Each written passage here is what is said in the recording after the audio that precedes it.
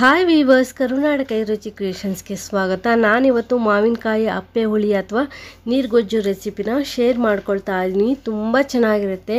ಅದರಲ್ಲಂತೂ ಮಾವಿನಕಾಯಿ ಸೀಸನಲ್ಲಿ ಇದು ಮಾಡಲಿಲ್ಲ ಅಂದರೆ ಹೇಗೆ ಹೇಳಿ. ಸೊ ಹವ್ಯಕರ ಬ್ರಾಹ್ಮಣರ ಮನೆಗಳಲ್ಲಿ ಇದು ಸರ್ವೇ ಸಾಮಾನ್ಯ ಅಂತಲೇ ಹೇಳ್ಬೋದು. ತುಂಬ ಚೆನ್ನಾಗಿರುತ್ತೆ. ನಾನಿಲ್ಲಿ ಚಿಕ್ಕದೊಂದು ಮಾವಿನಕಾಯನ್ನು ತೆಗೆದುಕೊಂಡಿದ್ದೀನಿ. ಸ್ವಲ್ಪ ಹುಳಿ ಇರುವಂಥ ಮಾವಿನಕಾಯಿಯನ್ನೇ ತೆಗೆದುಕೊಳ್ಳಿ. ಸೊ ಮಾವಿನಕಾಯಿಲಿರುವಂಥ ಸಿಪ್ಪೆಯನ್ನು ನಾನಿಲ್ಲಿ ತೆಗೆದುಕೊಂಡು ಕಟ್ ಮಾಡ್ಕೊಳ್ತಾ ಇದ್ದೀನಿ. ಸೊ ಸಣ್ಣ ಸಣ್ಣ ಪೀಸ್ಗಳಾಗಿ ಮಾಡ್ಕೊಳ್ಳಿ. ನಾನು ಒಂದು 2-3 ಜನಕ್ಕಾಗೋಷ್ಟು ಮಾಡ್ತಾ ಇರುವಂಥದ್ದು. ಸೊ ನಾವಿದನ್ನು ಕುಡಿಲೂಬಹುದು, ಅನ್ನಕ್ಕೆ ಹಾಕ್ಕೊಂಡು ತಿನ್ನಲೂಬಹುದು. ತುಂಬ ಚೆನ್ನಾಗಿರುತ್ತೆ. ನೋಡಿ ಈ ಮಾವಿನಕಾಯಿ ಎಲ್ಲಾದರೂ ಮಾಡ್ಕೋಬಹುದು, ಈ ಮಾವಿನಕಾಯಿ ಎಲ್ಲಾದರೂ ಮಾಡ್ಕೋಬಹುದು. ನಾನಿಲ್ಲಿ ಒಂದು ಬೌಲ್ಗೆ ಸೇರಿಸ್ಕೊಳ್ತಾ ಇದ್ದೀನಿ.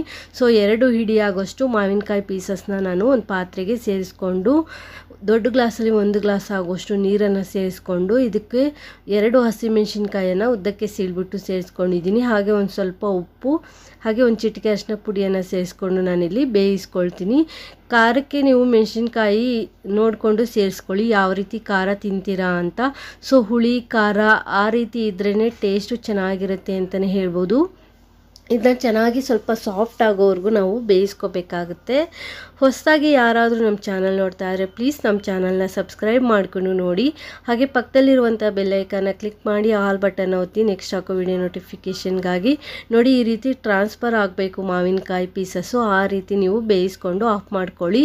ಅಥವಾ ನೀವು ಕುಕ್ಕರಲ್ಲಾದ್ರೂ ಕೂಗಿಸ್ಕೋಬೋದು. 1 ಅಥವಾ 2 ವಿಷಲ್ ಕೂಗಿಸ್ಕೊಂಡ್ರೆ ಚೆನ್ನಾಗಿ ಮ್ಯಾಶಿಯಾಗಿ ಬೇಯುತ್ತೆ. ನಾನು ತಣ್ಣಗಾಗಲಿಕ್ಕೆ ಇಟ್ಟಿದ್ದೆ. ತಣ್ಣಗಾದ ನಂತರ ಇದನ್ನು ಮಿಕ್ಸಿ ಜಾರ್ಗೆ ಸೇರಿಸ್ಕೊಂಡು ಗ್ರೈಂಡ್ ಮಾಡ್ಕೊಳ್ತಾ ಇದ್ದೀನಿ. ನೀವು ಇದು ಹಸಿ ಮಾವಿನಕಾಯಿಯಲ್ಲೂ ಸಹ ಮಾಡ್ಕೋಬಹುದು ಅಥವಾ ಈ ರೀತಿ ಬೇಯಿಸಿ ಆದರೂ ಮಾಡ್ಕೋಬಹುದು. ಸೊ ನಾನಿಲ್ಲಿ ಚೆನ್ನಾಗಿ ಬೇಯಿಸ್ಕೊಂಡು ಮಿಕ್ಸಿ ಜಾರ್ಗೆ ಹಾಕಿ ಗ್ರೈಂಡ್ ಮಾಡಿಕೊಂಡು ಸೇಮ್ ಪಾತ್ರೆಗೆ ಹಾಕಿದ್ದೀನಿ. ಆ ಪಾತ್ರೆಗೆ ಒಂದು ಸ್ವಲ್ಪ ಉಪ್ಪು ಹಾಗೆ 1 ಚಮಚ ಬೆಲ್ಲದ ಪುಡಿಯನ್ನು ನಾನಿಲ್ಲಿ ಸೇರಿಸ್ಕೊಂಡಿದ್ದೀನಿ. ಹಾಗೆ ಹುಳಿಯ ಕನ್ಸಿಸ್ಟೆನ್ಸಿಯನ್ನು ನೋಡಿಕೊಂಡು ನೀವಿಲ್ಲಿ ನೀರನ್ನು ಸೇರಿಸ್ಕೋಬೇಕಾಗುತ್ತೆ. ಹಾಗೆ ಉಪ್ಪನ್ನು ಸಹ ಹುಳಿ ನೋಡಿಕೊಂಡು ಸೇರಿಸ್ಕೊಂಡು 1 ಕುದಿ ಬರೋವರೆಗೂ ಕುದಿಸ್ಕೊಂಡ್ರೆ ಸಾಕು. ಈಗ ಚೆನ್ನಾಗಿ ಕುದ್ದಿದೆ. ನಾನೀಗ ಫಿಲ್ಟರ್ ಮಾಡ್ಕೊಳ್ತಾ ಇದ್ದೀನಿ. ಸೊ ಮಾವಿನಕಾಯಲ್ಲಿ ಸಣ್ಣ ಸಣ್ಣ ಪೀಸಸ್ ಇರುತ್ತೆ ನಾವು ರುಬ್ಕೋಬೇಕಾದ್ರೆ. ಸೊ ಅದಕ್ಕೋಸ್ಕರ ಈ ರೀತಿ ಕುದಿಸ್ಬಿಟ್ಟು ಫಿಲ್ಟರ್ ಮಾಡ್ಕೋಬೋದು ಅಥವಾ ಫಿಲ್ಟರ್ ಮಾಡಿಕೊಂಡು ನಂತರ ನಾವು ಕುದಿಸ್ಕೋಬಹುದು. ಯಾವ ರೀತಿ ಆದರೂ ಮಾಡ್ಕೋಬಹುದು. ನಾನಿಲ್ಲಿ ಕುದಿಸ್ಬಿಟ್ಟು ಫಿಲ್ಟರ್ ಮಾಡಿಕೊಂಡು ಸೋದಿಸ್ಕೊಂಡಿದ್ದೀನಿ. ಸೊ ನೋಡಿ, ಈ ರೀತಿ ತೆಳುವಾಗಿ ಇರುತ್ತೆ. ಸೊ ಹುಳಿ ನೋಡಿಕೊಂಡು ನೀವು ನೀರನ್ನು ಸೇರಿಸ್ಕೊಂಡು ಕನ್ಸಿಸ್ಟೆನ್ಸಿಯನ್ನು ಅಡ್ಜಸ್ಟ್ ಮಾಡ್ಕೊಳ್ಳಿ. ನಾನೀಗ ಇದಕ್ಕೊಂದು ಒಗ್ಗರಣೆಯನ್ನು ರೆಡಿ ಮಾಡ್ಕೊಳ್ತಾ ಇದ್ದೀನಿ. ಸ್ಟವ್ ಮೇಲೆ ಒಂದು ಒಗ್ಗರಣೆ ಪ್ಯಾನ್ ಇಟ್ಕೊಂಡು 2 ಚಮಚ ತುಪ್ಪ, ಅರ್ಧ ಚಮಚ ಸಾಸಿವೆ, 1 ಚಿಟಿಕೆ ಹಿಂಗನ್ನು ಸೇರಿಸ್ಕೊಂಡಿದ್ದೀನಿ. ನಾನಿಲ್ಲಿ ಜೀರಿಗೆ ಬದಲು ಎಳ್ಳನ್ನು ಸೇರಿಸ್ಕೊಳ್ತಾ ಇದ್ದೀನಿ. ಅರ್ಧ ಚಮಚ ಎಳ್ಳು, 1 ಒಣಮೆಣಸಿನ್ಕಾಯಿ, ಸ್ವಲ್ಪ ಕರಿಬೇವನ್ನು ನಾನಿಲ್ಲಿ ಕಟ್ ಮಾಡಿ ಸೇರಿಸ್ಕೊಳ್ತಾ ಇದ್ದೀನಿ. ಎಳ್ಳು ಹಾಕೋದ್ರಿಂದ ತುಂಬ ಟೇಸ್ಟಿಯಾಗಿರುತ್ತೆ. ಹಾಗೆ ಕ್ಯಾಲ್ಸಿಯಂ ಸಹ ಕೊಡುತ್ತೆ. ತುಂಬ ರುಚಿಯಾಗಿಯೂ ಸಹ ಇರುತ್ತೆ.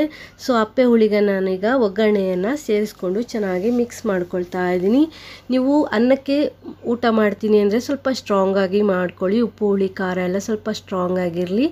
ಸೊ ಕುಡಿಲಿಕ್ಕೆ ಮಾಡ್ಕೊಳ್ತೀನಿ ಅಂದರೆ ಕುಡಿಲಿಕ್ಕೆ ಯಾವ ರೀತಿ ಟೇಸ್ಟ್ ಬೇಕು ಆ ರೀತಿ ಹುಳಿಯ ಕನ್ಸಿಸ್ಟೆನ್ಸಿಯನ್ನು ನೀವಿಲ್ಲಿ ಅಡ್ಜಸ್ಟ್ ಮಾಡಿಕೊಂಡು ಉಪ್ಪು ಹುಳಿ ಖಾರನ ಸರಿ ಮಾಡ್ಕೊಳ್ಳಿ. ಸೊ ಈ ವಿಡಿಯೋ ಏನಾದರೂ ಇಷ್ಟ ಆದರೆ ಪ್ಲೀಸ್ ಒಂದು ಲೈಕ್ ಕೊಡಿ. ಹೊಸದಾಗಿ ಚಾನಲ್ ನೋಡೋರು ಸಬ್ಸ್ಕ್ರೈಬ್ ಮಾಡಿಕೊಂಡು ನೋಡಿ. ಒಂದ್ಸಲ ಈ ರೆಸಿಪಿನ ಟ್ರೈ ಮಾಡಿ ನೋಡಿ. Thanks for watching this video. Take care. Have A nice day.